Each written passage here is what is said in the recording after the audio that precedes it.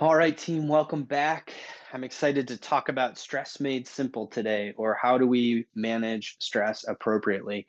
There is a pandemic of anxiety, stress, and depression that is currently affecting so many people. And I just want to start with a disclaimer that this is no joke. It's a pretty regular thing in the office that we're making referrals for people to get help from someone who's a mental health professional.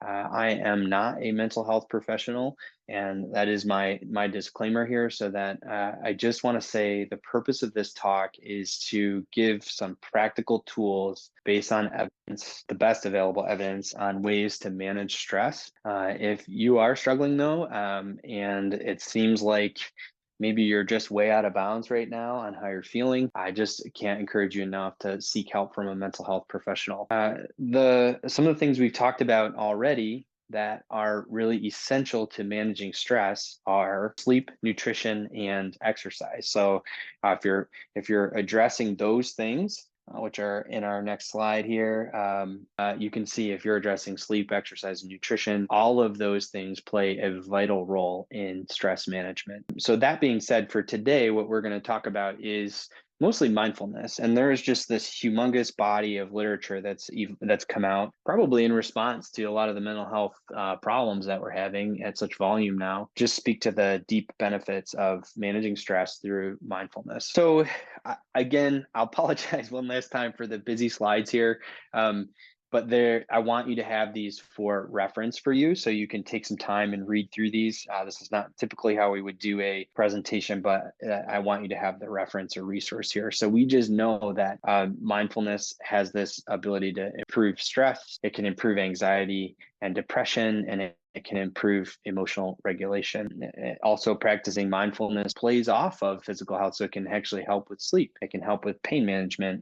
It's wild how many folks come in with a really bad problem or an acute problem. We would say a hot patient or someone who's got really significant pain, and they're not really ready to move yet because they have so much pain. We start them off with some diaphragmatic breathing to kind of reset their nervous system a little bit, and we can take them from like an 8 out of 10 pain down to like a 5 or a 6 out of 10 pain just by doing diaphragmatic breathing and kind of resetting their nervous system. Other benefits are cognitive benefits like improved focus, attention, memory, and also improved relationships. So these are all well documented benefits of mindfulness in the literature. This is a list of kind of some principles of mindfulness. And again, I can let you read through those on your own. I think maybe the biggest thing that I can take away as kind of a busy person, this is a challenge for me. I'll be honest, a little vulnerable right now that meditation or mindfulness is super helpful for me, but it does not come naturally for me. So I have to practice a lot of patience with myself and acceptance with myself and non-judgment, because I kind of want to be good at stuff, and I always feel like I'm not great at mindfulness. What I have found to be true is the more that I lean into it, the better I do get at it.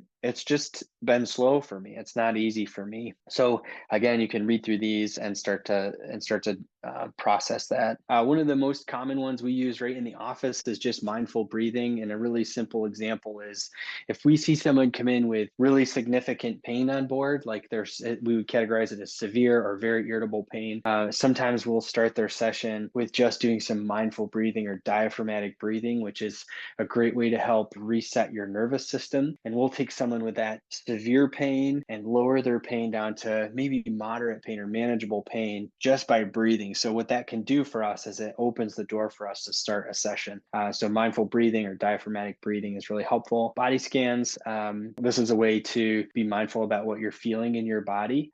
Mindful eating is a hugely beneficial practice for people.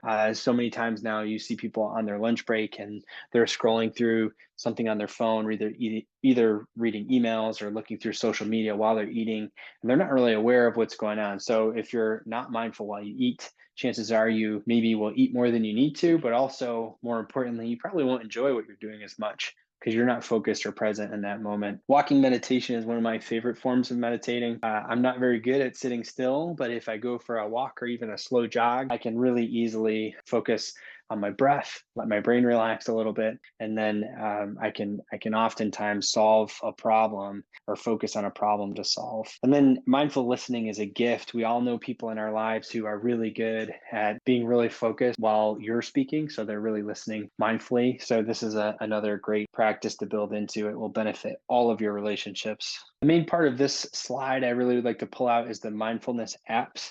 We've had huge success with recommending some of these apps to our patients who we think would benefit from mindfulness. The three I listed there were Headspace, Calm, or Insight Timer. Those are available on the App Store for Apple or Android. They've got tons of 5-star Google reviews, and I'm pretty sure all of them have a free trial, so you can get a sense of it. And what we find is that if we send someone home and just say practice mindfulness, that's a little too ambiguous for them. But if we send them home with guided meditation and the reminders that you can set on these apps to get in the habit, the adoption is significantly higher. So those are really helpful tools. The homework assignment is simple. We're going to transition right into it, which is I would love for you to download one of those apps, and I want to block time each day or set a reminder on your calendar to practice mindfulness, even if it's for a couple of minutes, to have a check-in like that and go through one of the guided meditations this week. That is the homework assignment. I'd love for you to give that a try. This is our list of references that we used. As always, with these homework assignments, I think it just makes them all the better when you jump into our app and share your experience in the community space. If you've had a big win, stick that in the share your win section. Ask questions, really engage with the community there. And as always, here's to your limitless life.